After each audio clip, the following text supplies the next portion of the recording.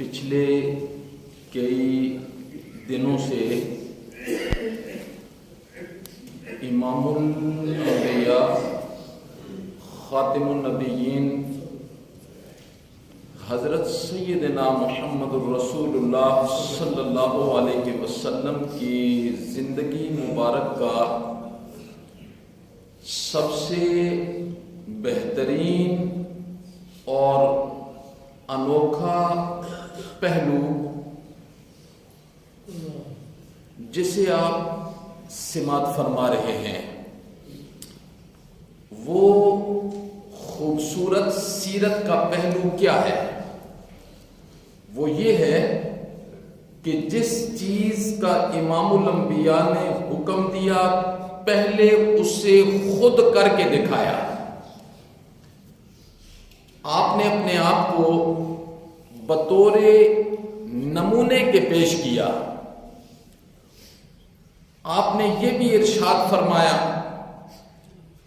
صرف باتوں سے میری سیرت پر عمل نہیں ہو سکتا، صرف خوش لحانی سے میری سیرت پر عمل نہیں ہو سکتا، بلکہ تم نے عملی اعتبار سے میری سیرت پر عمل کرنا ہے، عملی اعتبار سے۔ پھر امام الانبیاء کو تو اللہ نے بشر بنا کے بھیجا، انسان بنا کے بھیجا، انسانوں کی طرف کسی نوری کو نبی بنا کر نہیں بھیجا، کسی نوری کو نبی بنا کر انسانوں کی طرف نہیں بھیجا۔ کیوں جی؟ مشرکین مکہ کا یہ اعتراض تھا، ہم نبی مانیں گے پر فرشتے کو مانیں گے، آپ کیسے نبی ہیں؟ آپ ہماری طرح کھاتے ہیں، پیتے ہیں، سوتے ہیں، بازار میں جاتے ہیں، کاروبار کرتے ہیں، تجارت کرتے ہیں، آپ کی بیویاں ہیں، بچے ہیں، ہم آپ کو نبی ماننے کے لیے تیار نہیں ہیں۔ مشرکین مکہ نے یہ کہا اور اسے قرآن نے جا بجا ذکر کیا، جا بجا قرآن نے ذکر کیا کہ مشرکین مکہ نے یہ کہا۔ اس لیے اللہ رب العزت نے ارشاد فرمایا کہ میں نے نبی کو تمہارے اندر رسول بنا کر، اور رسول بھی بشر، قل انما انا بشر مثلکم، میرا پیغمبر آپ اعلان کیجئے میں بشر ہوں جیسے تم، میں بشر ہوں جیسے تم۔ کیا مطلب؟ یہ بشریت مثلیت میں ہے، مقام میں نہیں ہے۔ مقام تو امام الانبیاء کا بعد از خدا بزرگ تو ہی قصہ مختصر، یہ جو مثلیت ہے یہ بشریت کے اندر ہے۔ کیا مطلب؟ تم بھی بیمار ہو جاتے ہو، میں بھی بیمار ہو جاتا ہوں، تمہیں بھی بھوک لگ جاتی ہے، مجھے بھی بھوک لگ جاتی ہے، تمہیں بھی سونے کی حاجت ہوتی ہے، مجھے بھی سونے کی حاجت ہوتی ہے، تمہاری بیویاں بھی ہیں، میری بیویاں بھی ہیں، تمہارے بچے بھی ہیں، میرے بچے بھی ہیں، تم بھی تجارت کرتے ہو، میں بھی تجارت کرتا ہوں، تم یہ مثلیت۔ قل انما انا بشر مثلکم یوحا الی انما الہکم الہ واحد، میری طرف وحی کی جاتی ہے، میری طرف وحی کی جاتی ہے۔ تو امام الانبیاء کو اللہ رب العزت کی ذات نے قرآن مجید میں کیا ارشاد فرمایا؟ لقد کان لکم فی رسول اللہ اسوۃ حسنہ، میرا پیغمبر ہم نے آپ کو اسوہ حسنہ بنا کر بھیجا ہے۔ آپ کی امت کے ہر فرد کے لیے میرا یہ پیغام ہے، اگر زندگی کے اندر کوئی آئیڈیل شخصیت کا انتخاب کرنا ہے تو وہ میرے نبی کی شخصیت ہے۔ اگر تم یہ چاہتے ہو کہ میں تم سے محبت کرنے لگ جاؤں اور تم مجھ سے محبت کرنے لگ جاؤ تو پھر میرے نبی کی ایک ایک عمل کے اندر اتباع بڑی ضروری اور لازمی ہے۔ آج ایمان بچانا بڑا مشکل ہے، بہت مشکل ہے۔ میں اکثر یہ کہا کرتا ہوں میرے محترم، امام الانبیاء کے زمانے میں، قرون اول کے زمانہ میں اگر دین ایسے تھا، آج دین ایسے ہو چکا ہے، آج دین ایسے ہو چکا ہے، ہم انتہائی نازک موڑ پہ کھڑے ہیں۔ آج ایمان کی حقیقت کا ہمیں پتہ ہی نہیں ہے۔ ایمان کی حقیقت کسے کہتے ہیں؟ خدا باعث شاید ہے ایمان کی حقیقت کا نہیں پتا، اور ہمیں یہ بھی اندازہ نہیں ہے کہ اللہ نے ہمیں کس نبی کی امت میں پیدا کی ہے۔ وہ نبی صرف انسانوں کے نبی تو نہیں ہے میرے محترم، وہ تو عالمین کے نبی ہیں، عالمین کے نبی ہیں۔ انسانوں نے تو آپ کے مقام اور مرتبے کو پہچانا ہی نہیں ہے جتنا کہ جانوروں اور درندوں نے آپ کے مقام اور مرتبے کو پہچانا ہے۔ سنیے، میں نے کسی کتاب میں ایک واقعہ پڑھا، آپ نے شاید زندگی میں اس سے پہلے سنا بھی نہ ہو۔ جی، ابو سفیان اس وقت تک رضی اللہ تعالیٰ عنہ نہیں بنے تھے۔ ابو سفیان جو آپ کے سسر ہیں، آپ کے سسر ہیں، فتح مکہ کے بعد مسلمان ہوئے ہیں۔ یہ خود اپنا واقعہ بیان کرتے ہیں کہ میں حل اور حرم کے بارڈر پر تھا، میں حل اور حرم کے بارڈر پر تھا۔ حل اور حرم کا بارڈر کیا مطلب ہے؟ حل، حرم کی جگہ کو بولتے ہیں حل۔ یہ کہاں تک ہے اور یہ حل کیسے بن گیا؟ یہ بھی کتابوں میں لکھا ہے کہ جب حجر اسود آسمانوں سے آیا نا، کیا کہاں سے آیا؟ آسمانوں سے، اس کو بیت اللہ کے اندر رکھا گیا۔ اس وقت یہ ایسے چمک رہا تھا جیسے سورج چمکتا ہے، اور اس وقت اس کا نام حجر ابیض تھا، ابیض، حجر ابیض تھا۔ بعد میں لوگوں کے گناہ چوس چوس کے جی یہ حجر اسود بن گیا، اور پھر امام الانبیاء نے اپنے زمانہ میں اسے بیت اللہ میں نصب کیا۔ اس سے پہلے یہ بیت اللہ کے نیچے پڑا ہوا تھا، یہ امام الانبیاء نے نصب کیا۔ تو جس جس جگہ تک حجر اسود کی شوائیں گئی نا، اس جگہ کو ہل کہا جاتا ہے۔ ہل کیا مطلب؟ اس میں جھگڑا حرام ہے، اس میں شکار کرنا حرام ہے، اس میں بدتمیزی حرام ہے، جو کہ ساری ہوتی ہیں، جو کہ مسلمان کسی چیز کا احترام نہیں کرتا۔ ہل میں لڑائی بھی کرتے ہیں، جھگڑے بھی کرتے ہیں، غیبت بھی کرتے ہیں، جی سب کچھ کرتے ہیں۔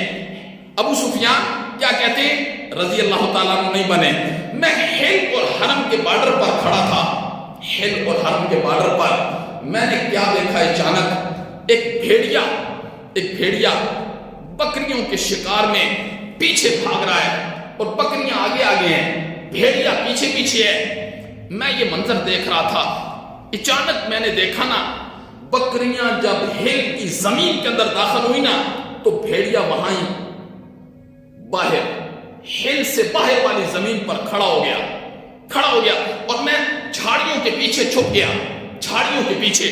میں نے اپنے دوستوں کو کہا، اوہ دوستوں میری بات سنو، بڑا عجیب منظر میں نے دیکھا ہے، بڑا عجیب منظر میں نے دیکھا ہے۔ دوست متوجہ ہوئے، بھیڑیا ہل سے باہر ہے، بھیڑیا ہل کی زمین پر ہے، اور بکریاں حرم کی زمین پر ہیں، اور بکریاں سکھ کا سانس لے رہی ہیں، اور بھیڑیا اپنی ناکامی پر افسوس کی آہیں بھر رہا ہے، اپنی ناکامی پر افسوس کی آہیں بھر رہا ہے۔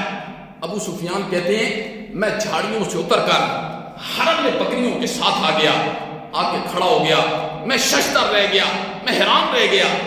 ابو سفیان کہتے ہیں اچانک بھیڑیے نے میرے ساتھ ایسے کلام کرنا شروع کر دیا جیسے انسان کلام نہیں کرتے، انسان ایسے بھیڑیے نے کلام کرنا شروع کر دیا۔ ابو سفیان کہتے ہیں بھیڑیا مجھے کہنے لگا میرے اس عمل پر سجدہ رو، حیران ہو، مجھے تو تجھ پر حیرانگی ہے کہ میں بھیڑیا ہو کے امام الانبیاء کے مقام اور رتبے کو پہچان گیا، میں بھیڑیا ہو کے حرم کی زمین کو پہچان گیا، تو انسان ہو کے نبی پاک کے سائے میں رہ کر ابھی تک کلمہ نہیں پڑھا ہے، ابھی تک کلمہ نہیں پڑھا ہے۔ اللہ اکبر۔ کہتے ہیں ابو سفیان بعد میں مسلمان ہوئے نا فتح مکہ کے بعد، کہتے ہیں میں حیران رہ گیا، ہم کس نبی کے امتی ہیں میرے بھائی، کس نبی کے امتی ہیں؟ انسان تو انسان رہ گئے جن کا احترام بھیڑیوں نے بھی کیا، لیکن آج نبی پاک صلی اللہ علیہ وسلم کے لائے ہوئے دین اور آپ کے بتائے ہوئے طریقے، بولو میرے محترم، آپ کا لایا ہوا دین اور آپ کے بتائے ہوئے طریقے، آج ہم کتنی بے احترامی کے ساتھ ان کے ساتھ پیش آ رہے ہیں، اور اس صف میں سب کھڑے ہیں، شیخ الحدیث بھی کھڑا ہے، عالم بھی کھڑا ہے، مفتی بھی کھڑا ہے، اوپر والا بھی کھڑا ہے، نیچے والا بھی کھڑا ہے، مزدور بھی کھڑا ہے، پڑھا لکھا بھی کھڑا ہے، شب زندہ دار بھی کھڑا ہے، صدقات و خیرات دینے والا بھی کھڑا ہے. جی آج نبی پاک صلی اللہ علیہ وسلم کے دین کے ساتھ ہم کیا سلوک کر رہے ہیں، کیا سلوک کر رہے ہیں؟ ہم نبی پاک کو کیا چہرہ کل قیامت والے دن دکھائیں گے؟ جی جب وہ کچھ لوگ حدیث کے اندر آتا ہے نا، جائیں گے تو فرشتے، وہ پگڑیاں ہوں گی، داڑیاں ہوں گی، جی سب کچھ ہوگا، آزاد چمک رہے ہوں گے، تو فرشتے نبی پاک کو بتائیں گے اللہ کے پیغمبر انہوں نے آپ کے آنے کے بعد آپ کے دین میں بہت کچھ تبدیل کر دیا تھا، بدعات رسومات کو اختیار کر لیا تھا. نبی پاک فرمائیں گے سوکان ان کو دفع کرو، دور کرو. اور نبی پاک نے کیا فرمایا؟ جس نے کسی بدعتی کی تعظیم کی، مشرک کی بات نہیں ہے، کسی بدعتی کی تعظیم کی، بدعت کرنے والے کی، فرمایا اس نے اس دین کو گرا دیا جو اللہ نے مجھ پر نازل کیا ہے. بولو آج ہم کیسے بدعتیوں کی تعظیم کرتے ہیں؟ جی پھر بدعت کو ہم کیسے اختیار کرتے ہیں؟ اللہ اکبر. انسان تو انسان رہ گئے، جانوروں نے بھی بتا دیا کہ نبی پاک عالمین کے نبی ہیں. قل انما انا بشر مثلکم یوحی الی انما الہکم الہ واحد. آگے جدھر اللہ سورت ختم کر رہے ہیں نا، سورہ کاف، اللہ نے دو باتیں ذکر کی ہیں، دو باتیں اللہ نے ذکر کی ہیں. فرمایا فمن کانا یرجو لقاء ربہ، اے لوگو تم میں سے جو بندہ میری ملاقات کی امید رکھتا ہے، فمن کانا یرجو لقاء ربہ، تم میں سے جو بندہ اپنے اللہ کی ملاقات کی امید رکھتا ہے، اسے دو کام کرنے ہوں گے. فلیعمل عملا صالحا، عمل اسے نبی کے مطابق کرنا ہوگا، عمل نبی کے مطابق کرنا ہوگا. ولا یشرک بعبادت ربہ احدا، اپنے رب کے ساتھ کسی کو شریک نہیں کرنا ہوگا، اپنے رب کے ساتھ کسی کو شریک نہیں کرنا ہوگا. شرک پر تو آپ سنتے ہیں نا کہ میں کیسی گفتگو کرتا ہوں شرک پر. لوگوں اللہ کی ذات کا کوئی شریک نہیں ہے، اللہ کی صفات میں کوئی شریک نہیں ہے. انبیاء کی تو دعوت یہی ہے نا، لا الہ، بولو لا الہ الا اللہ، کوئی الہ نہیں ہے، کوئی معبود نہیں ہے، کوئی داتا نہیں ہے، کوئی معز نہیں ہے، مذل نہیں ہے، موتی نہیں ہے، مانے نہیں ہے، بگڑیاں بنانے والا نہیں ہے، کوئی کھوٹی قسمتیں کھڑی کرنے والا نہیں ہے، الا اللہ، مگر اللہ ہے، اللہ ہے، زندگی دینے والا اللہ ہے، موت دینے والا اللہ ہے، بیماریاں دینے والا اللہ ہے، صحت دینے والا اللہ ہے. یہ سارے کام زمین سے، جی زمین سے، زمین کا سینہ چیر کر ایک پودا باہر نکالنے والا کون ہے؟ بولو کون ہے؟ وہ کومپل، وہ گندم بو کے آتے ہو، وہ گندم کا دانہ جب زمین سے پھوٹتا ہے اس کا پودا باہر نکلتا ہے، بولو سریے کا ہوتا ہے، سریے کا ہوتا ہے.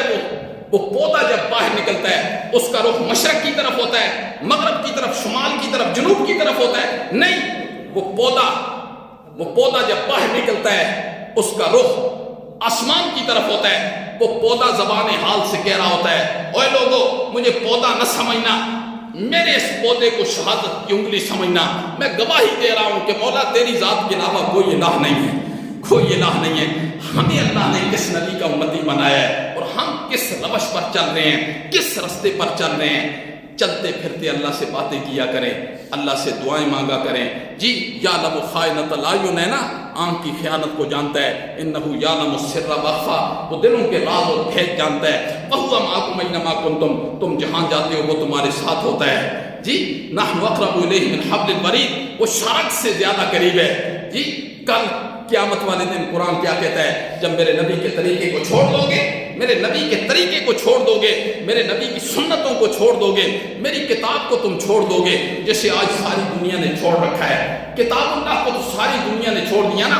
اسی کتاب اللہ کے اندر اللہ کیا کہتے ہیں؟ وقالوا، اللہ نے فرمایا کل قیامت والے دن یہ لوگ میرے سامنے کھڑے ہوں گے اور یہ کہیں گے، یہ سورہ ملک ہے، وقالوا کہیں گے لو کننا نسمع او ناقل ما کننا فی اصحاب السعیر، کاش ہم سن لیتے، کاش ہم نبی کی بات سن لیتے، کاش ہم اپنی عقل استعمال کر لیتے، ما کننا فی اصحاب السعیر، ہم آج جہنم والوں میں سے نہ ہوتے. اللہ ہمیں عمل کی توفیق نصیب فرمائے. اللہم انت السلام و منک السلام تبارک یا ذا الجلال والاکرام. اللہ سب کا بیٹھنا چھوڑوں.